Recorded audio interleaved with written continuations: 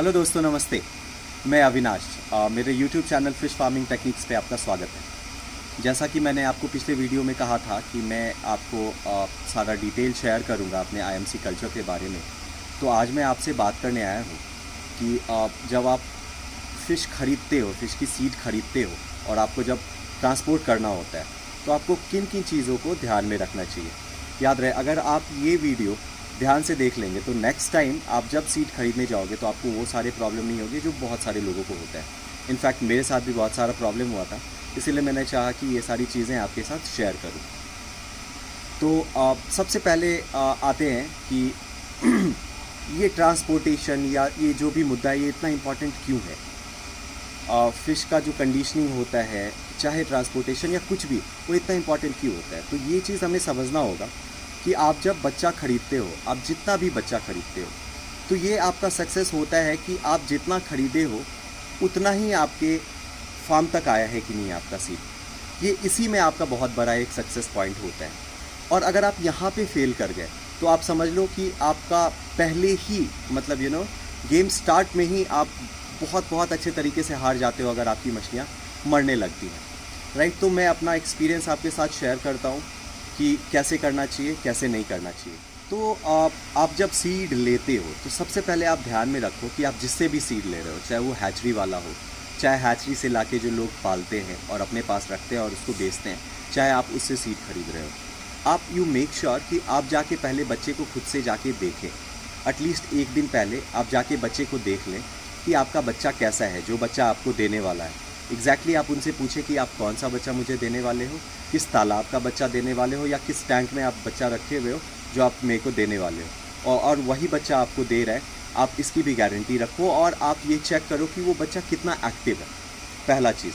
दूसरा चीज़, आपको ये समझना होगा कि फ़िश की कंडीशनिंग क्या होती है। फ़िश की कंडीशनिंग होती है कि जब फ़िश उनके फार्म पे होते हैं और जब फ़िश आपके फार्म पे आता है तो टोटली इन्वायरमेंट चेंज होता है, तालाब चेंज होता है, पानी चेंज होता है, या तो टैंक चेंज होता है, हर एक चीज़। तो अगर वो फ़िश को कंडीशन करके रखते हैं, इसका मतलब ये है कि वो एक दिन पहले ही, एक दिन मतलब 24 घंटे पहले वो फ़िश को तालाब से या जहाँ भी वो फ़िश के सीड को स्टॉक किए हुए उसको निकाल के एक हापा आप समझ रहे हो ना, एक जाल टाइप का होता है एक बड़ा सा, उसमें निकाल के उस बच्चे को जो आपको देना होता है उसको तालाब के एक कोने में रखते हैं।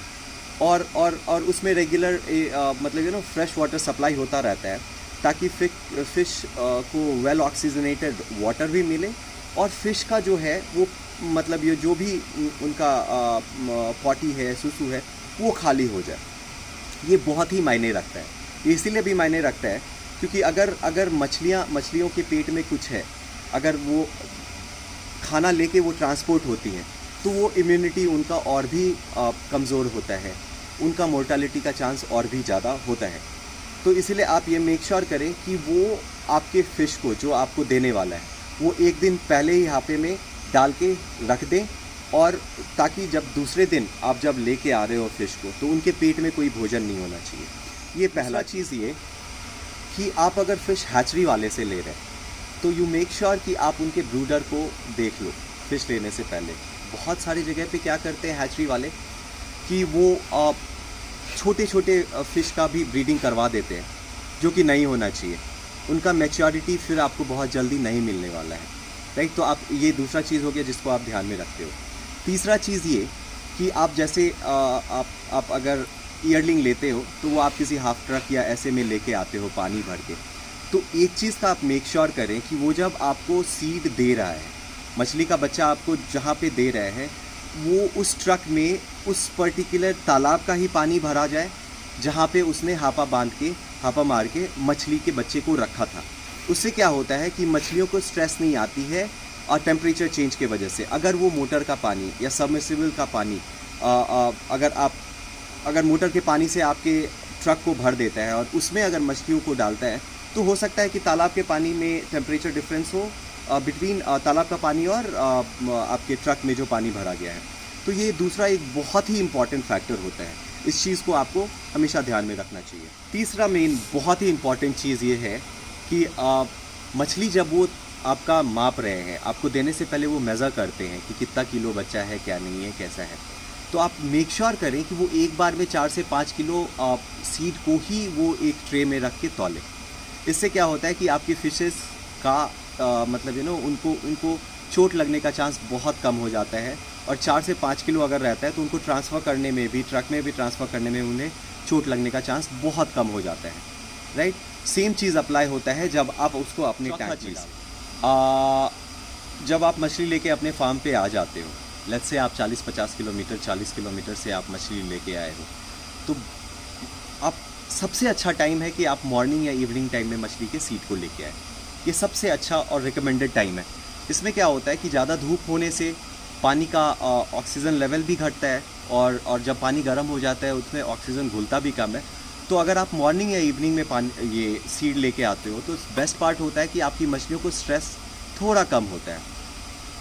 उसमें दूसरा पॉइंट ये है कि जब आप लेके आते हो सीड को अपने ट्रक में और आप जब अपने फार्म पे पहुंचते हो तो आप एक बार ही अपने ट्रक के पानी का टेम्परेचर चेक कर लें और आप अपने टैंक के पानी का भी टेम्परेचर ज़रूर चेक कर लें।